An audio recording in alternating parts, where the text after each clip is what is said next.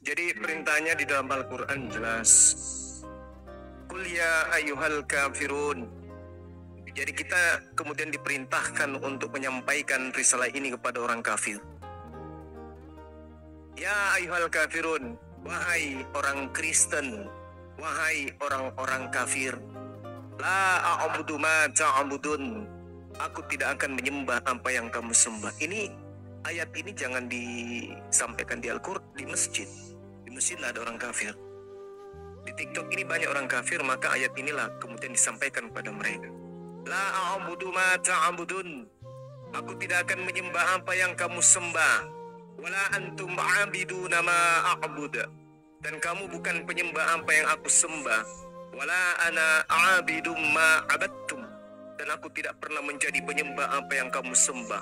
Wala antum a'biduna ma a'bud. Dan kamu tidak pernah menjadi penyembah apa yang aku sembah. Lakum dinukum waliyadin. Untukmu agamamu dan untukku agamaku.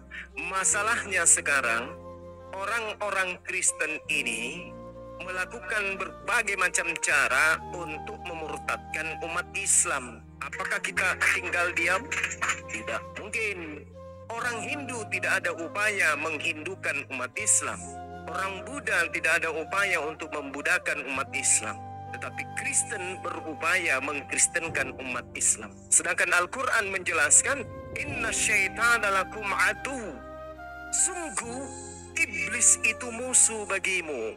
Fattakhizuhu aduwa. Maka perlakukanlah setan itu sebagai musuh. Siapa setan ini? Orang-orang kafir. Kenapa orang-orang kafir disebut setan? Karena orang kafir mengajak manusia menyembah kepada Yudas. Orang kafir tuh. Orang-orang kafir ini mengajak kemudian menyembah oknum yang dipersembahkan iblis di atas tiang salib. Maka umat Islam harus tampil kemudian menyadarkan sesama umat Islam, Inna syaitana lakum adu, fattakhidhuhu aduwa. Maka perlakukanlah orang-orang kafir, pembisik-pembisik kepada kejahatan ini sebagai musuh. Innama yad'u hizbah liyakunu min ashabis sa'ir. Karena sesungguhnya setan itu hanya mengajak golongannya agar mereka menjadi penghuni neraka yang menyala-nyala. Nah, kita tidak mau anak-anak kita menjadi teman-teman mereka. Kita tidak mau anak-anak kita kelak menjadi penghuni neraka. Oleh karena itulah kemudian kita membentengi akidah ini dengan mengajak mereka berdiskusi.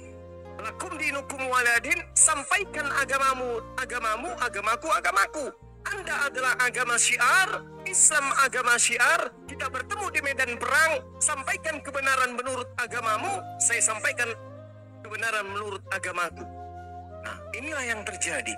Kebenaran menurut saudara-saudara Kristen yang mereka sembah adalah Yesus, manusia suci, hamba suci, orang benar yang mati di atas tiang salib kemudian untuk menebus dosa-dosa orang-orang yang berdosa. Menurut Islam tidak.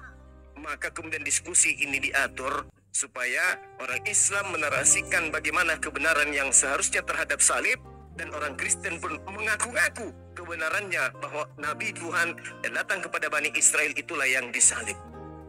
Nah, apakah kita kemudian tidak kasihan, tidak sedih melihat saudara-saudara kita dari sejak mereka lahir sampai mereka mati menyembah kepada Yudas? Apakah keislaman kita tidak mengantarkan kita merasa iba kepada mereka? Mereka menganggap apa yang mereka lakukan ini adalah sudah benar. Mereka menganggap apa yang mereka lakukan ini adalah suatu jalan keselamatan. Apakah kita tega melihat mereka menyembah kepada orang yang dibunuh secara terkutuk di atas tiang salib? Tentu tidak. Oleh karena itulah kemudian Islam sebagai rahmatan lil alamin terpanggil untuk meluruskan semua apa yang telah dibengkokkan oleh orang-orang terdahulu, lalu kemudian mereka ikuti, dan akhirnya sampailah keadaan itu kepada kita yang hidup sehari ini, di mana kita terpanggil untuk menyerukan kepada mereka bahwa yang mereka sembah itu adalah orang terkutuk di atas tiang salib.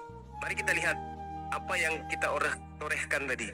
Galatia 3 nomor 13. Sebab ada tertulis. Nah, kalau dikatakan sebab ada tertulis, ini tertulisnya di mana? Terkutuklah orang yang digantung pada kayu salib. Ini tertulis di mana nih? Tertulisnya di dalam Ulangan 21 nomor 22 nomor 23. Berarti ketika dikatakan tertulis terkutuk orang yang digantung pada kayu salib, ternyata yang tertulis ini adalah orang yang dikutuk oleh Tuhan karena dosanya setara dengan hukuman maut atau hukuman mati atau hukuman gantung di atas kayu salib. Berarti yang terkutuk ini wajib hukumnya adalah manusia yang dikutuk oleh Tuhan. Nah, pertanyaannya sekarang, apakah Yesus Kristus itu orang yang dikutuk oleh Tuhan? Tidak. Apakah Isa alaihissalam ini adalah orang yang terkutuk di mata Tuhan? Tidak. Isa maupun Yesus Kristus anak Maria sama-sama manusia yang tidak dikutuk. Berarti karena merujuk kepada Ulangan 21 nomor 22-23 sesuai dengan klaim Galatia 3:13, maka jelas yang disalibkan itu bukan Yesus, tapi yang disalibkan itu adalah manusia terkutuk. Siapa yang terkutuk? Yang menerima suap. Siapa yang menerima suap? Yudas. Kan itu. Apakah kita tega kemudian membiarkan saudara-saudara kita menyembah kepada Yudas? Tentu tidak. Maka sebagai agama rahmatan lil alamin, kita memberikan rahmat itu kepada sesama manusia. Meskipun kita beda keyakinan, kita ajak mereka berdialog. Kalau mereka datang dengan kasarnya, kita lenturkan besi itu dengan tempaan yang keras supaya otak mereka bisa berfungsi dengan baik. Demikian.